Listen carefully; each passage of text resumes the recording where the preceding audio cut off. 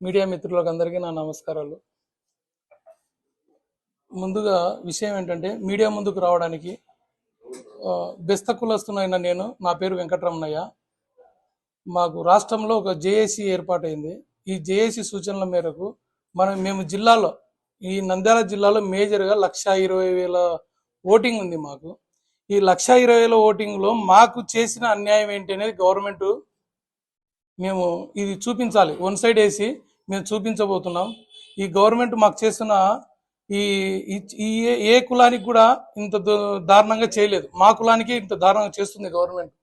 కాబట్టి ఈ సామాజిక సాధికారతని వైసీపీ, జైహో బీసీని టీడీపీ, ఈ రెండు కూడా ఈ సాధికారతలో మేము బెస్త కులస్తులు మేము 14 లక్షల మంది ఉన్నాం.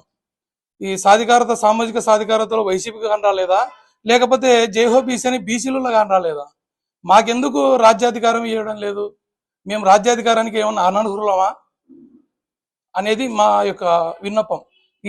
ఇప్పుడు ఉన్న గవర్నమెంట్ కానీ రేపు రాబోయే గవర్నమెంట్ కానీ మేమేంటో అనేది నిరూపించుకోవడానికి ఈరోజు మేము స్వతంత్ర అభ్యర్థిగా పోటీ చేయబోతున్నాను. ఇది సార్.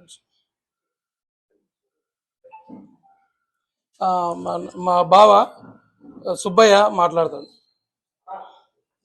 రాయలసీమలో బెస్తలో మొత్తం 13 లక్షల జనాభా ఉన్నాము.